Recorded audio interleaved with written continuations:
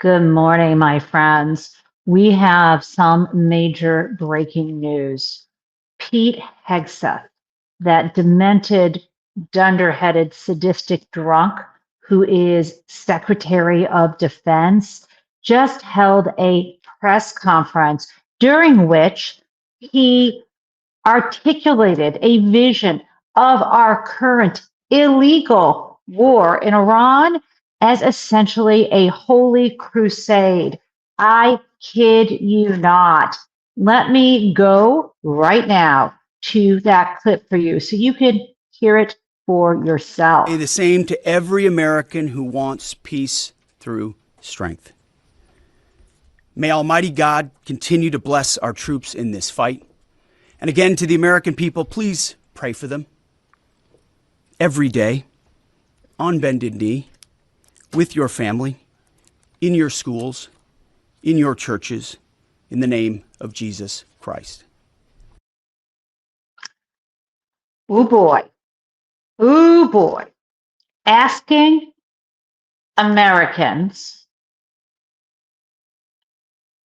in their civic and religious life to pray on bended knee to Jesus Christ. As a Jewish person living in what I believe to be a non-secular country where the government under our First Amendment is not supposed to establish any religion, and where we are all supposed to enjoy a free exercise of our religion, I am deeply offended. And not only that, I'm not sure that the Jesus that I have read about, because in my faith and in my understanding, Jesus is considered to be a prophet, even if for us he is not considered a Messiah, right? And I am such a believer in freedom of religion, freedom to have no religion, okay? And the deal, though, is that my understanding of Jesus is from the Beatitudes, right? And this is what I was taught as being the Sermon on the Mount.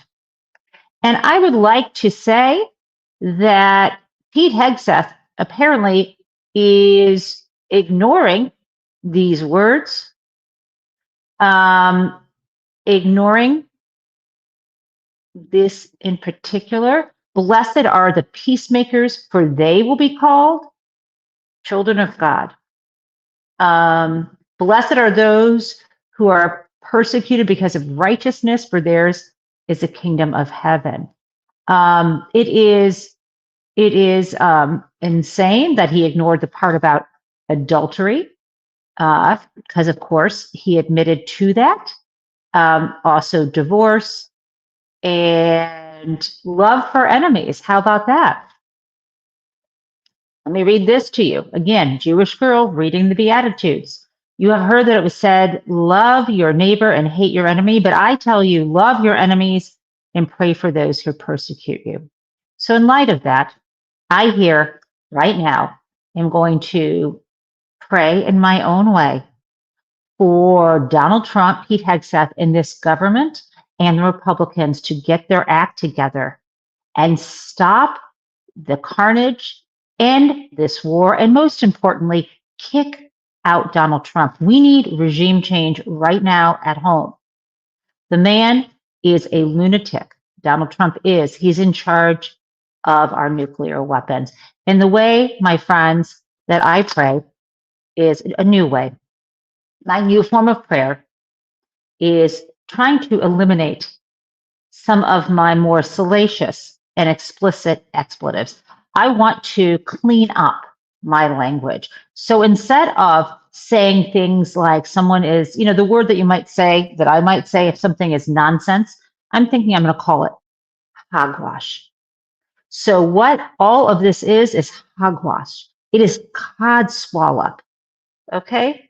I'm not going to use profanity to refer to Pete Hegseth and Donald Trump, I'm going to call them dunderheads, dingbats, ninny hammers, chuckle pucks, imposters, posers, and quislings. More on those quislings soon.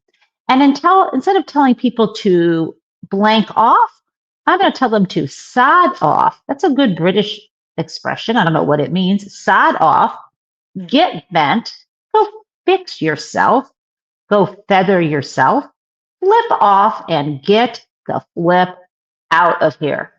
And so now, Pete Hegseth, my prayer to you is to flip all the way off. Thanks. Flip, flip, flip, flip.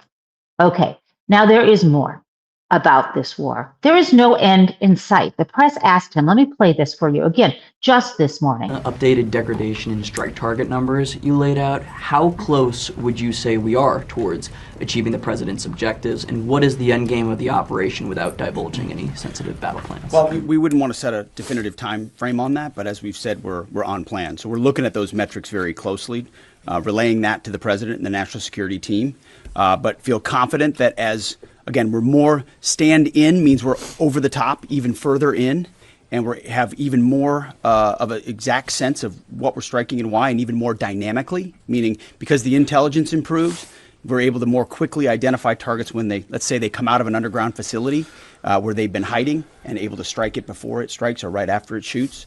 But we're very much on plan, and that's why I want to speak to the American people here.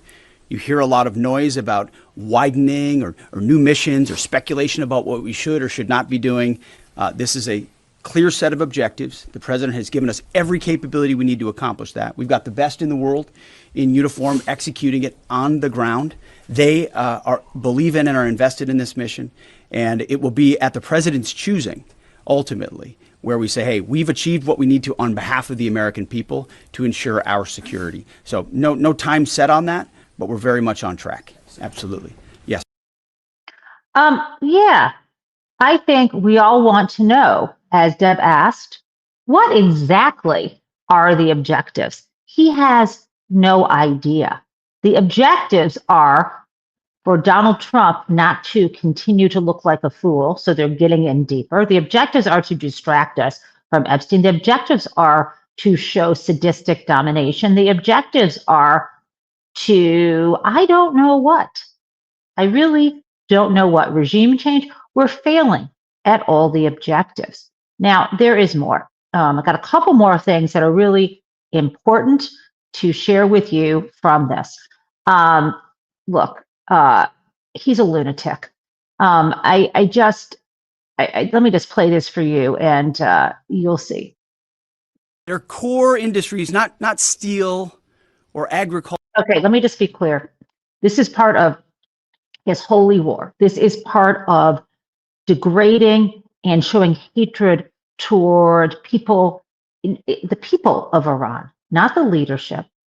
You'll hear this. It's very dangerous rhetoric.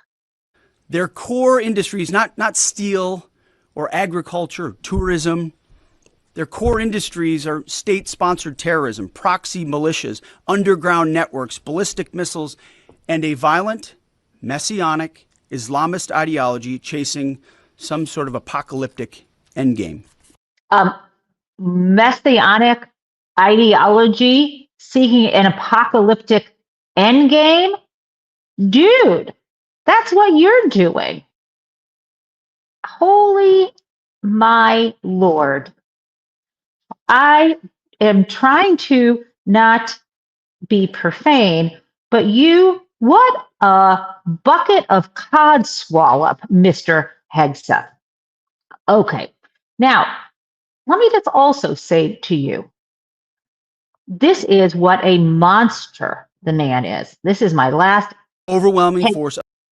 This is my last Keg's Breath post or video for you, and then we'll talk on the other side. That is overwhelming force applied with precision. And again, today will be the largest strike package yet, just like yesterday was. As I've said from day one, our capabilities continue to build, Iran's continue to degrade. We're hunting and striking death and destruction from above. Just like Jesus said, death and destruction from above.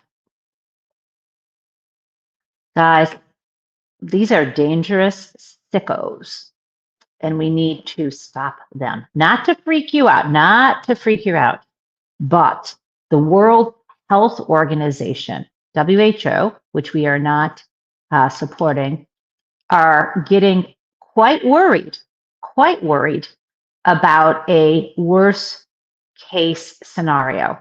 And that is that there will be a nuclear war here. Now, of course, we can't, as like I said, I don't want you to totally freak out.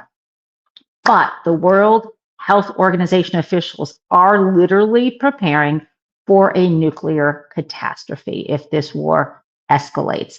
And we have the regional director for the Eastern Mediterranean in an interview yesterday with Politico saying as follows. Her name is Hanan Balki. She said, the worst case scenario is a nuclear incident.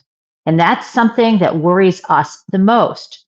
As much as we prepare, there's nothing that can prevent the harm that will come the region's way and globally if that eventually happens, and the consequences are going to last for decades. Now, the reason why I'm not freaking out is because it's not a likely possibility, and also because I am someone who prepares, right?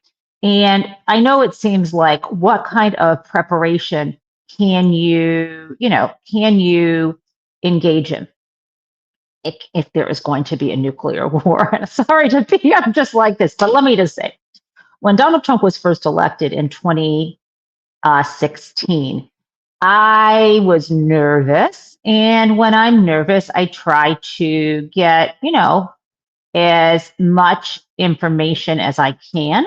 And I decided, I looked at our backyard and I decided it was not big enough to dig a bunker. Now, I know I'm laughing about this. My brain goes places, even if, there are different parts of me, the nervous part and then the part that is fine with this stuff. We're a jumble, right? We contain multitudes. So I Googled and I figured out, doesn't seem like we could build a bunker.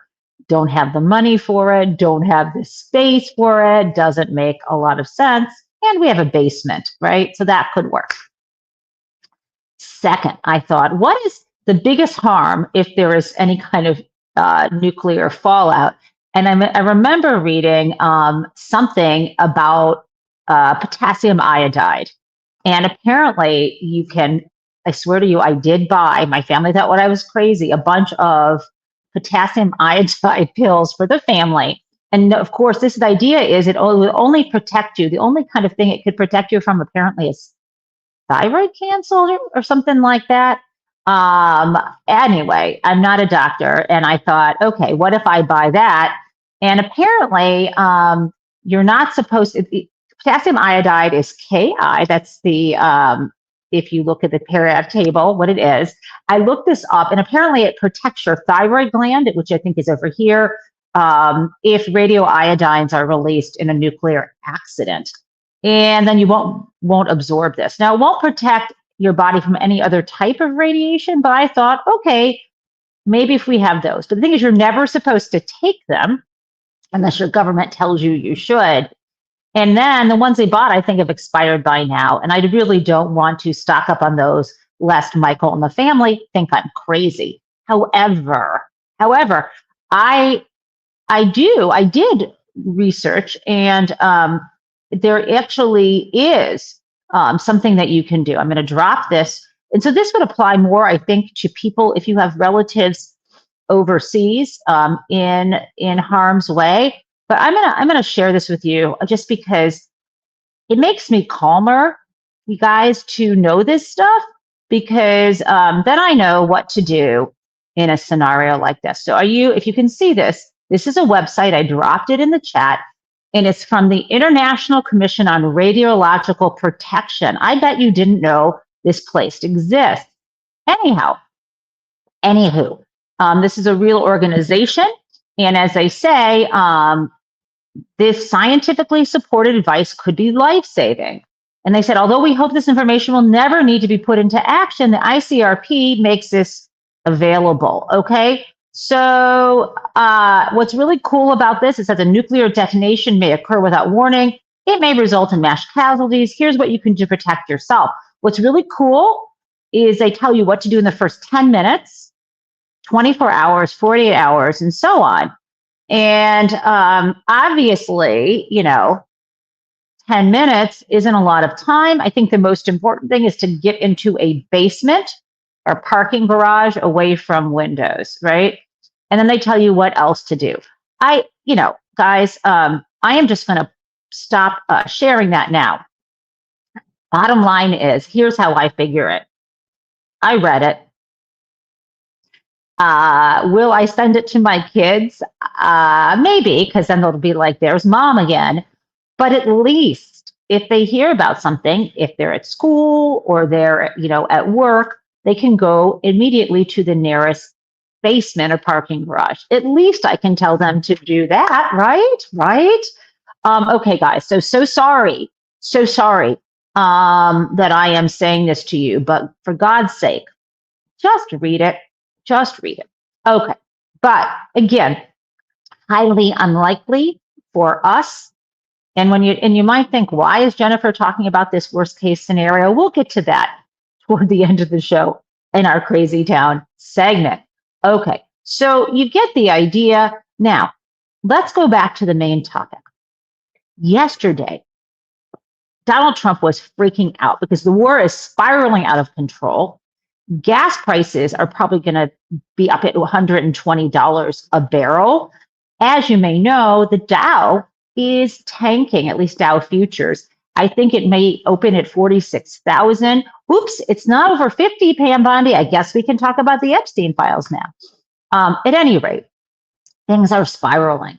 He's not happy. And on top of all this happening, yesterday, the director of national intelligence, Tulsi Gabbard, who, when she was running for president several years ago in the Democratic primary, she was very much against war with Iran. She has been very much against that even since, right? Didn't she even make T-shirts that said no war with Iran?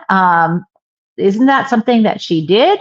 She, I think, do you remember this? She was very much opposed to that. And Tulsi Gabbard, when she ran for president, I'm pretty sure she, and even after this, has objected to any action against Iran. Right? She has opposed this, right? And the deal, though, is here we go. She was under oath yesterday and was asked by members of Congress before Donald Trump went into this war, this most recent war, not the bombing in the summer, but this war, was Iran an imminent threat? Let's listen to what Gabbard said, because remember, she is a director of national intelligence. It is her job for her team to give reports to the president, telling him, ranking, prioritizing the threats to our nation. Let's listen to what she said. Under the law, you are responsible for providing national intelligence to the president, correct? Yes. And to the heads of executive branch departments and agencies, yes? Yes. And to the chairman of the Joint Chiefs and senior military commanders? Across the IC, yes. And to the Senate and the House and relevant committees, correct? Yes. And the law states that the national intelligence you provide to Congress, quote, should be timely, objective, and independent of political considerations, correct? Yes. And you noted in your opening statement you're here fulfilling a statutory responsibility and that your testimony, quote, represents the IC's assessment of threats, That's right. Correct? That opening statement, as submitted to the committee in advance of this hearing, stated that as a result of last summer's airstrikes, quote, Iran's nuclear enrichment program was obliterated, end quote, correct? That's right. And is that in fact the assessment of the intelligence community? Yes. So the assessment of the intelligence community is that Iran's nuclear enrichment program was obliterated by last summer's airstrikes. Yes. In the opening statement you submitted to the committee last night also stated, quote, there has been no effort since then to try to rebuild their enrichment capability, end quote, correct? That's right. And that's the assessment of the intelligence community. Yes. The White House stated on March 1st of this year that this war was launched and was, quote, a military campaign to eliminate the imminent nuclear threat posed by the Iranian regime, end quote. That's a statement from the White House. Quote, the imminent nuclear threat posed by the Iranian regime. Was it the assessment of the intelligence community that there was an imminent nuclear threat posed by the Iranian regime? The intelligence community assessed that Iran maintained the intention to rebuild and to continue to grow their nuclear enrichment capability. Was it the assessment? Not responsive. Big pause as she assembles a way to speak so that when Donald Trump is watching her speak, he thinks she does a good job. Of the intelligence community that there was a, quote, imminent nuclear threat posed by the Iranian regime, yes or no? Senator, the only person who can determine what is and is not an imminent threat is the president. False. And This he is the made that worldwide. This is the determination. worldwide threats hearing where you present to Congress national intelligence, timely, objective, and independent of political considerations. You've stated today that the intelligence community's assessment is that Iran's nuclear enrichment program was obliterated and that, quote, there had been no efforts since then to try to rebuild their enrichment capability. Was it the intelligence community's assessment that nevertheless, despite this obliteration, there was a, quote, imminent nuclear threat posed by the Iranian regime? Yes or no? It is not the intelligence community's responsibility to determine what is and is not an imminent threat. Okay. That is up to Here's the the president problem. based on a volume No, of it is information precisely that he receives. It is precisely your responsibility to determine what constitutes a threat to the United States. This is the worldwide threats hearing.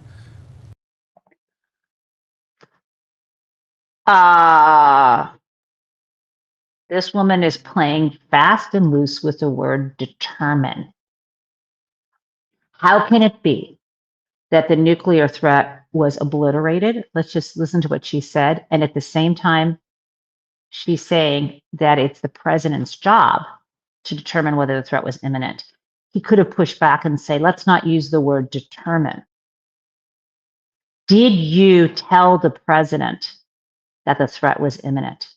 Would a reasonable person listening to your reports come to the conclusion that it was imminent?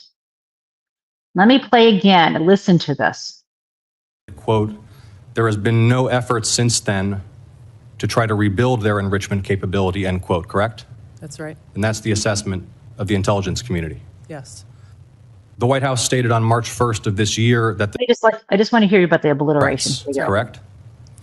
That opening statement, as submitted to the committee in advance of this hearing, stated that as a result of last summer's airstrikes, quote, Iran's nuclear enrichment program was obliterated, end quote, correct? That's right. The nuclear enrichment program was obliterated. What does the word imminent mean? Ossoff did an excellent job, but so can you. And listen, Donald Trump probably didn't read her written testimony that she submitted. As you know, and I've mentioned to you, when you testify before Congress, this speech you give, what you say at the beginning, your 5 minutes, that's about 700 to 800 words, depending how fast you speak. Let's say 750 words. That is a summation, an overview, a taste of what the written testimony says. It could be many more pages. What she tried to do is present accurate written testimony, saying that the nuclear enrichment program was obliterated, as Senator Ossoff quoted. And she was tried to, throughout her testimony in person, and including her opening remarks, minimize that. There is no minimizing it. Iran did not present an imminent threat. when she says it's up to the president to make that determination. That's like saying, I mean, that is hogwash. She is a corrupt, dangerous quisling. She knows exactly the misimpression she is giving. When she says it's up to him to determine, it's up to him to ignore. What she is saying is what she should have said is the commander in chief is entitled to ignore our briefings. And she's saying there's no law against him lying to the American people. And she's saying beneath this, come at us, Congress, you cowards. That's where we are now. Let me say this. Got a couple things. I want to share with you Representative Alexandra Ocasio-Cortez, who's speaking to Midas Touch, said this doesn't add up. Let's play that.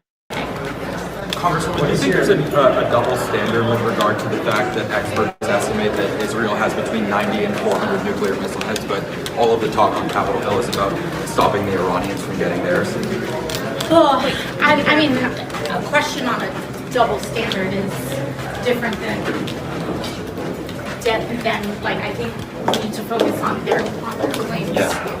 Period. About Iran. And last year, this administration had claimed in their unannounced strike back then that they had destroyed Iran's capabilities. And so for them to then come back in and say, oh, well, we were 2 seconds away from... What she said is, how is it that last summer the president claimed that he had destroyed, like we heard Tulsi say, obliterated their enrichment facilities, and yet that we're now somehow 2 seconds or 2 days away from them dropping a nuclear bomb on us. She is calling that nonsense out. She has no tolerance for this codswallop that they are trying to serve us. Oops. Okay. So that is what we have. Now, I want to add to this.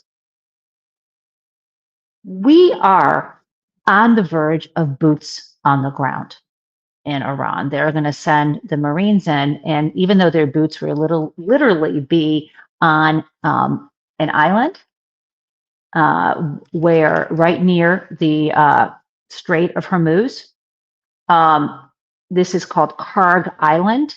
It's where Iran's oil export terminal is. And the plan is to somehow send Marines in. And it literally, we have heard that Representative Pete Sessions, Republican from Texas, says that even when we send 2,500 Marines, deploy them to Iran to land and walk on this island, that doesn't constitute boots on the ground. Okay, guys, if it's not boots on the ground, are they going to be landing wearing ballet slippers? Are they going to be wearing high heels, sneakers, Jordans? Or are they actually combat boots? And why isn't that ground 2,500? You know, they need to go feather themselves with this hogwash. I'm having such a hard time. They can just flip all the way off. Now, let's face what is actually happening here. You know how Doge is supposed to cut our debt? You know how cut. And now they're trying to ask for, and we'll talk about this, more money for this illegal war because we are just burning through it. The national debt just crossed $39 trillion. This is double the amount of debt since Donald Trump vowed he would erase it. He is the king of debt. Why the heck would anyone think it would be any different? Now, how much money does the Pentagon now want? What are they asking for? I think they are now asking for $200 billion more dollars. You heard that, $200 billion. And just to be clear, to put this in perspective, I think you can see this tweet or this blue sky skeet from Aaron Reichlin Melnick. NOAA, the National Oceanic Atmospheric Agency or Administration, that could be the A, their annual budget, NOAA, again, the National Oceanic and Atmospheric Administration. Is that what it stands for? I think I had it. Yeah. Its entire annual budget is $7 billion a year. Our National Park Service entire budget is just $3 billion a year. All the money we pay to lawyers to defend indigent people in federal criminal proceedings is $2 billion a year. They want another $200 billion now for this illegal war. I thought it was only going to cost us $1 billion a day, which of course is ridiculous. But now we're hearing they need $200 billion more dollars. This is an endless war. It is outrageous. Now, got to add something. Yesterday, there was a huge development in the war, and it has resulted in a bigger problem with the price of oil and escalated the crisis right now. And just to be clear, Iran, what happened is Israel and the United States attacked gas facilities. And I want to share this with you so you can see what I'm talking about. I always share my sources here. Here we go. So this is NPR this morning. Israel and Iran attacked gas facilities in a major escalation that rattles markets. Right, guys? And so let me tell you more about that.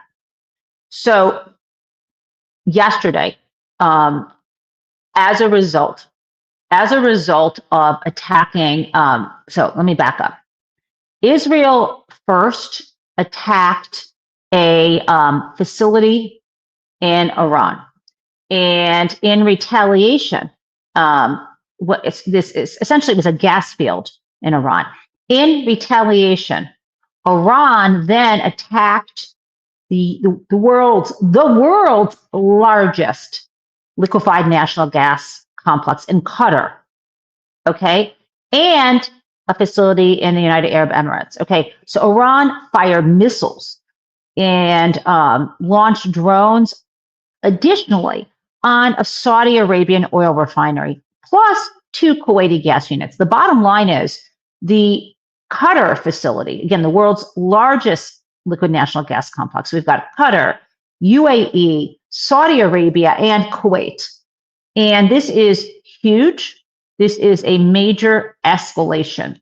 And Donald Trump is trying to distance himself from this, even though it is absolutely clear, without question, that we knew in advance about this. So let me share with you Donald Trump trying to, on Truth Social, back away from this. Okay, this is what he says, so you can read this. He's claiming that Israel violently lashed out at a major facility, this oil field in Iran. And he claims that a small section has been hit. He claims, and this is the lie, the United States knew nothing about this particular attack, and the country of Qatar was in no shape or form involved in it. And he's saying that no more attacks will be made by Israel, according to this field. Okay, so a couple things. What's going on here? He is lying. The U.S. knew about this. Why is he sucking up to Qatar? Oh, remember, because isn't Qatar giving him that palace in the sky, the plane? There is so much utter corruption and lying here, okay? And here's my proof. Israel strikes Iran national gas facility in coordination with the U.S. This is Barak Ravid. I can give you his article. It is from, I want to say it is from Axios. Yeah, so even though this was absolutely coordinated, Donald Trump is trying to lie and blame Israel. This might be his only way to try to get out of this war. But he won't try to get out because, of course, he is in too deep and needs to somehow claim that there was a victory. Now, let me tell you, while this is all going on, price of gas is soon going to be $5 at the pump. If you have tried to book a flight because you need to go somewhere, it's unbelievable how much plane tickets have gone up. A ticket that might have been $400 or $500 is now $700 or $800 in some cases. And think about why that is.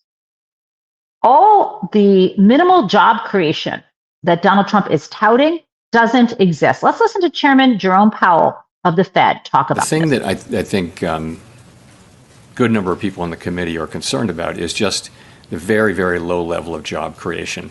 If you adjust what has been the trend job creation over the past, let's say, 6 months, if you adjust that for what we think, our staff thinks, is the overstatement due to overcounting, effectively there's zero net job creation in the private sector.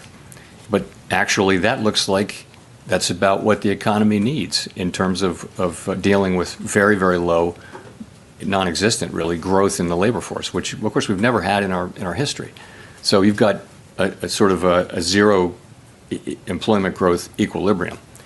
Now that's balance, okay, but I would say it does have a feel of downside risk, and it's not kind of a really comfortable balance. So Downside risk, not a comfortable balance. Things aren't going well for Donald Trump. Now, I want to add, a lot of this, all of it is his own doing. He was handed an economy that was on the rise, and he has tanked it. His stupid tariffs, which not only raised prices and hurt our economy, but pissed off our allies who are now standing back and watching him flame out. Let's look at also now, I just want to return one more clip from Tulsi from yesterday. Remember, her literal title is Director of National Intelligence. Intelligence. What does intelligence mean? It has a lot of meanings. And what would Merriam-Webster's dictionary say intelligence meant? Okay, because I like to see what they say. Merriam-Webster says, intelligence can be reason, the ability to learn or understand things or deal with new situations, mental acuteness, comprehension, or knowledge. And let's get to information concerning an enemy or possible enemy, right? It means all of these things. Okay, now let's look at what the Director of National Intelligence had to say when asked about something the president said. To omit the parts that can contradict the president. The president continues to say as well that he had no idea, was shocked that the Iranians had moved to take over the Strait of Hormuz. Did you provide any intelligence that would say that it would be that it was not likely that the Iranians would try to move on the strait? I'm not aware of those remarks, and I think those of us here at the table can point to the fact that historically the Iranians have always threatened to leverage their control But over why would the president say he was votes. amazed? Or I'm not aware of those remarks. What about the comments the president made that thought that he was surprised again, reports that Iran struck the adjacent Gulf states? Again, I'm not aware of those remarks. I'm not aware of those remarks. Come on. Your job is intelligence. Having it, communicating it, making sure it registers in the mind of the president. So you are misleading, lady, and lying. I'm not aware of those remarks. It's something lawyers may think that they can tell people to say because maybe you're not aware verbatim of the remarks. But he didn't ask her about the remarks. He asked her, did you tell him that this was a possibility? And she said, oh, Iran is always threatening to do that. That's not responsive to the question. She is trying to have this both ways. And I think Donald Trump gets it. I think her days could be numbered, except for the fact that she is Putin's darling, and he will not remove her for that reason. One day, my friends, we will really know the full truth of Russia, Russia, Russia. But the sad thing is, when we knew it from the Mueller report, because of the way Bill Barr spun out that first letter, the idiots in the mainstream media thought Donald Trump was cleared. On the flippin' record, when that Bill Barr comment came out, before the full report came out, I was one of the so-called legal experts. I think it was quoted in, I'm pretty sure it was Politico. I can confirm that for you, saying, this is bad. This report does not clear him. And yet, with the delay, when it finally came out, the press didn't understand how to read it. It's always been Russia, Russia, Russia. It has always been covering up for his covering up for his sexual assault, and in this case, of children as well as women. He has always been that person. And maybe one day when we find out, people will say, oh, shiitake, or maybe they won't. Okay, now, a couple more things before we get to Crazy Town, which you are going to love. Pam Bondi yesterday went and spoke behind closed doors with the House Committee on Government Oversight. And she refused to set a date to be deposed under oath. She does not want to speak under oath. She wants to just have a chit chat where she believes she would not be held to the standards of perjury. The deal is, though, of course, even if she's not under oath, there is a statute, 18 U.S.C. 1001, which makes criminal making false statements, materially false statements, to a congressional committee who is in a congressional investigation. But she wants to do this and she does not want to be under oath. She does not want to answer questions. Let us listen to Rep. Robert Garcia describe why the Democrats in the room walked out as a result. As a review, I think it's very important. This fake hearing, we found out about it yesterday with no time to prepare, with no format given to us. We had no idea what the even format was going to be until just an hour or two before this kind of fake hearing that was set up. And it was clear from the minute it started that the Attorney General is trying to evade and not attend the mandated subpoena that is put in place. We asked her that question. Multiple members asked her the question. She would not respond. She said she'll continue to follow the law. That is not a response. She has a subpoena in place by Chairman Comer. If there's any questions, I'll take those now. Okay. This is our Attorney General, is not going to respond to the subpoena. And there is more. I like this part when Garcia calls her a liar. I'll have Congresswoman Frost come in. He specifically also asked her if she would show up to her deposition, and she was very clear. If you want to comment on that. Look, to me, it's very clear that the purpose of this entire fake hearing, this fake deposition. Let me be clear. That was Garcia. Now we have Congressman Frost from Florida. So let's do it. Fake deposition is the Attorney General trying to weasel herself out of sitting in front of us under oath, under a bipartisan subpoena that we gave her committee. We asked her multiple times, are you going to come and speak with us under oath? She would not say yes. Filibuster, filibuster, filibuster would not say yes. And so why do we, and then our Republican colleagues say, is this not enough? Why don't you want to speak to her now? We want her under oath because we do not trust her. Why don't we trust her? Because she's a liar. Look at how that Judiciary Committee hearing went.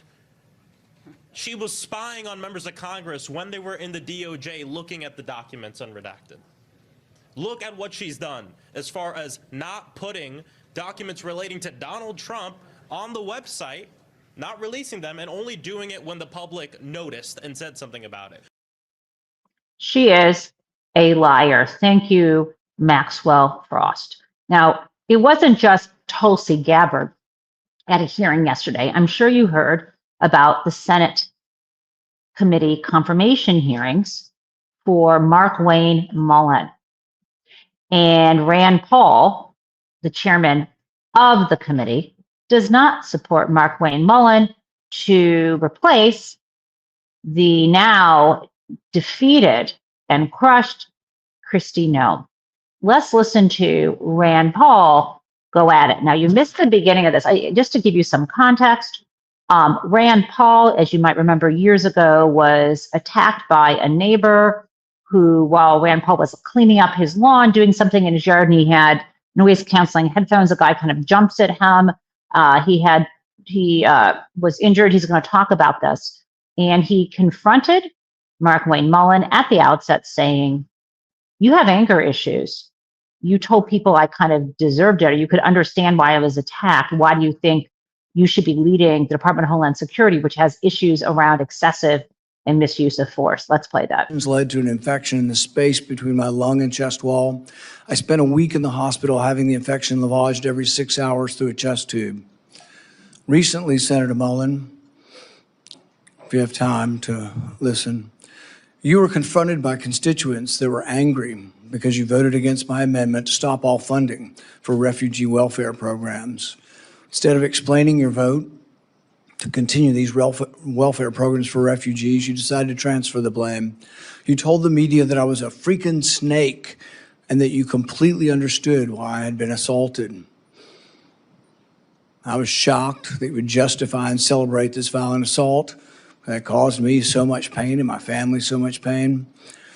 I just wonder if someone who applauds violence against their political opponents is the right person to lead an agency that has struggled to accept limits to the proper use of force. Being confronted by your constituents. But Senator Mullen, your constituents are justifiably upset with you. By now, most of America knows that the Somali welfare fraud in Minnesota stole over $9 billion. But instead of defending your vote, you took to continue the vote to continue these refugee welfare programs. You chose to lash out at me. You went on to brag that you'd already told me to my face that you completely understood and approved of the assault. Well, that's a lie. You got a chance today. You can either continue to lie or you can correct the record. You have never had the courage to look me in the eye and tell me that the assault was justified. So today you'll have your chance. Today I'll give you that chance to clear the record. Tell it to my face. If that's what you believe, tell it to me today. Tell the world why you believe I deserve to be assaulted from behind, have 6 ribs broken and a damaged lung. Tell me to my face why you think I deserved it. And while you're at it, explain to the American public why they should trust a man with anger issues to set the proper example for ICE. Okay. This is the Senate Homeland Security Committee. And unfortunately, even though, so it's a committee where there are 8 Republicans on this and 7 Democrats. Rand Paul, the chairman, is not going to support him. So that would lead to not enough votes to get him out of committee to the full Senate. But I'm sure, as you've heard, unfortunately, Democratic Senator John Fetterman is supporting him. So he will get out of committee to the full Senate. And confirmation votes before the Senate only require a simple majority. So most likely, not only will Mark Wayne Mullen get out of committee, but he will also be confirmed. Now, he, in addition to having anger issues, that is the least of it. Mark Wayne Mullen also is a January 6th denier. He is a bootlicker for Donald Trump. And unfortunately, like I said, Fetterman is the reason he will move forward. Okay. Now, let me have one more thing for you from that hearing. Let's start with a question I have asked every one of the president's nominees. Okay. And this is Maggie Hassan from, I want to say, New Hampshire. Let's go. If directed by the president to take an action that would break the law, would you follow the law or follow the president's direction? Senator, thank you for the questions and thank you for the concerns. First of all, I've enjoyed working with you on several different issues. We've had very blunt conversations. To answer your question, the president would never ask me to do that. Well, certainly everyday Americans who have served on juries would disagree with you about that. Oh my God. He was trying to say first, it's double, it's loaded. One, he would never ask me to do something illegal. But what he's also saying is the corollary, which is if the president asks me to do something, I will just immediately assume that it is lawful. Hassan said, dude, she didn't quite say it like this, but juries, he was convicted. A jury found him guilty on 34 felony counts. And he was sentenced by a judge. Now, he didn't get jail time, but that made the conviction stick. Donald Trump, the president of the United States, is a convicted felon. That should be front page news every day, but we just moved off of that. Okay, guys. Now, have I got something for you? It is now time for Crazy Town. Before, one last thing though, I want to show this to you because this is the big picture. This is something Robert Rice shared from the Financial Times. And you can see this chart. It says the top 10% of US earners now account for nearly half of all consumer spending. The red is the top 10%. The 80 is us, guys, the bottom 80%. I mean, the blue is the bottom 80%. If you look at this, in early 1990, like if you look exactly if 1990 prosperity grew, right, where, it was around, by the, during, I guess this would be in the beginning of the Clinton administration and so on, we're talking about 46 to 47% of spending. When you see this kind of slide, during, I guess it's during the Clinton administration, and then you get to the George W. Bush administration, right? A little prosperity, and then you see the decline.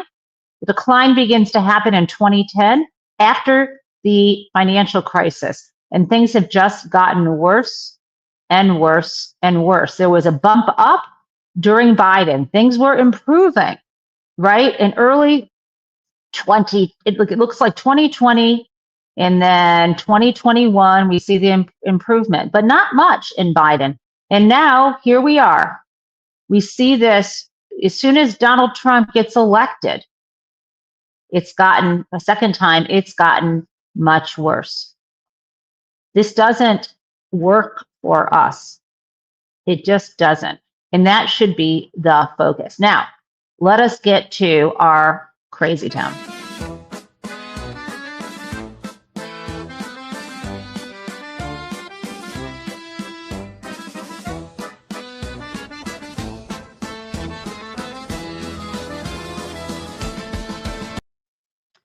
Okay, guys, remember I talked about worst case scenarios? I've been holding on to this to share with you. When my mother passed away about a year ago, one of my jobs in the family was to with my brothers, go through my parents' belongings in the house where they had lived for 40 years. And anyone who has done this knows how it feels. It feels overwhelming. Especially with both of your parents gone, you feel like you're living among ghosts, and it's so hard. And so what some of the things you're trying to do is figure out what here should we keep for our memories that will, which photographs, which articles of clothing, right?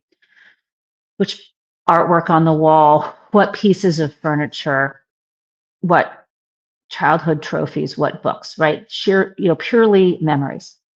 And then there are things that could be valuables. That's important to not give away because they have real value, where things could be collected or sold. Okay. So one of the things that had sentimental and real value for me is this necklace that you see me wear. My mom was in the Michigan State Legislature, and this is her, it's not quite a pin, but this is her medallion for being in the legislature. And that means so much to me, right?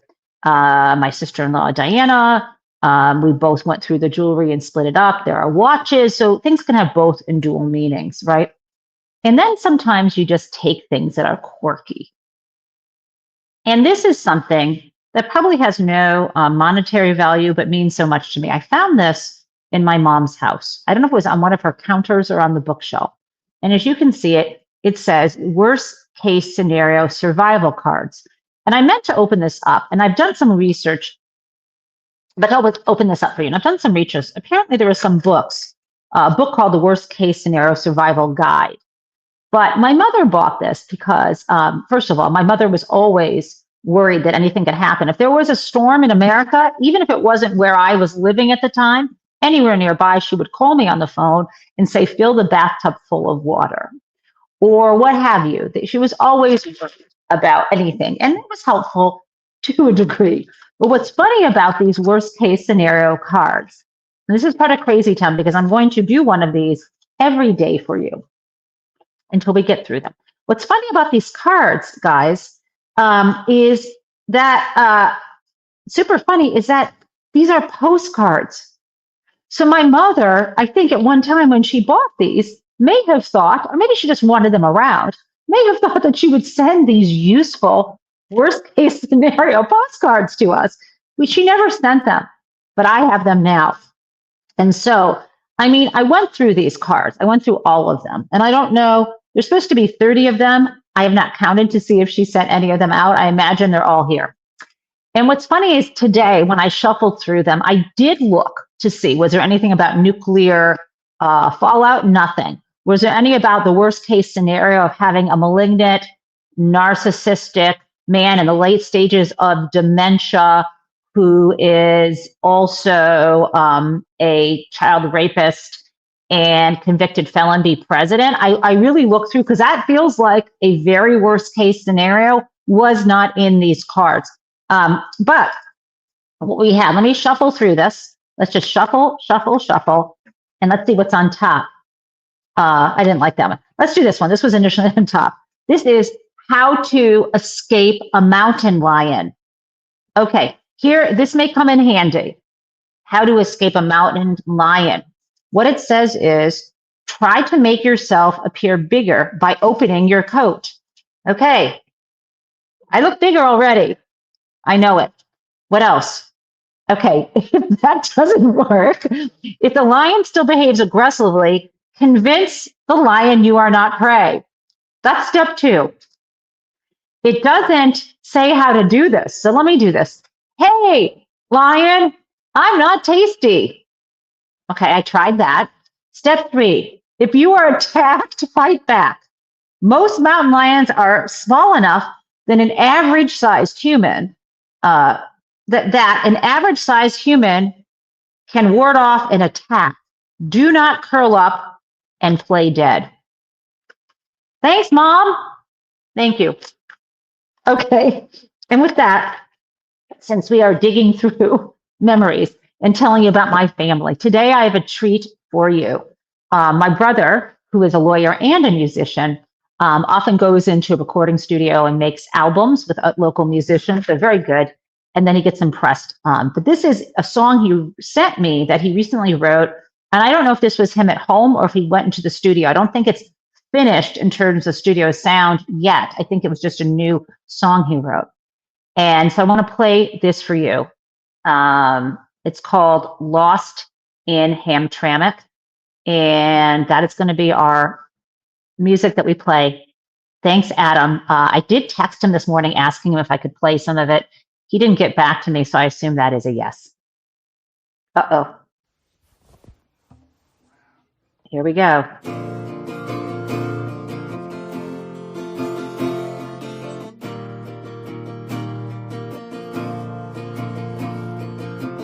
Oops. See you tomorrow.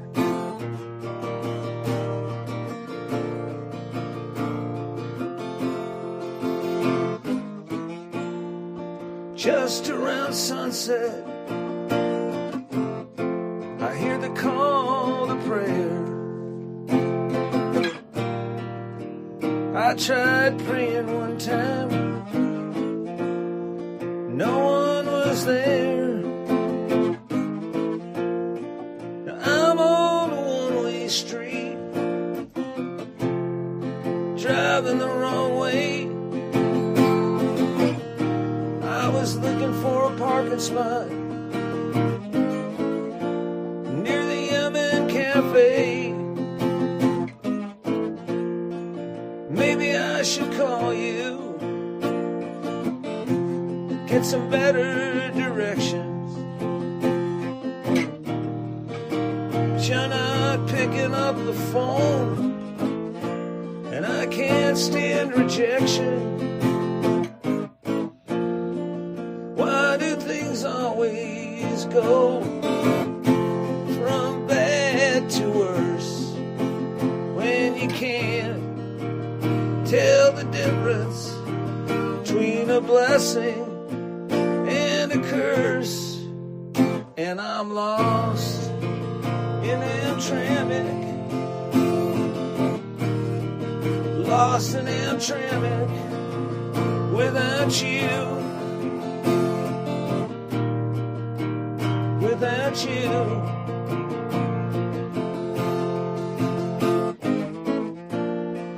speaking of last night, I felt so alive. Now I'm driving myself crazy. It's a very short drive. Maybe I should call you, try to get some inspiration.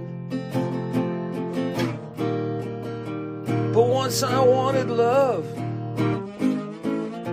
and got a sad explanation, and I feel like a tourist at the polka dot bar,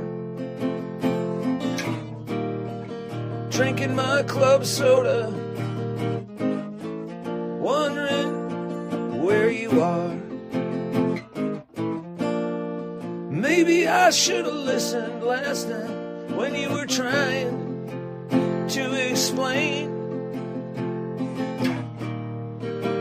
what the difference is between the sacred and profane. And I'm lost in Hamtramck,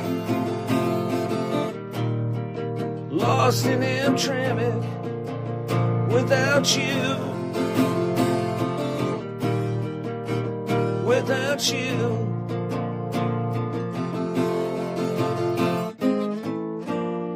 And my stupid daydreams, I find them so seductive. But then again I see they're self-destructive. Maybe I should call you and tell you just how I feel. But my heart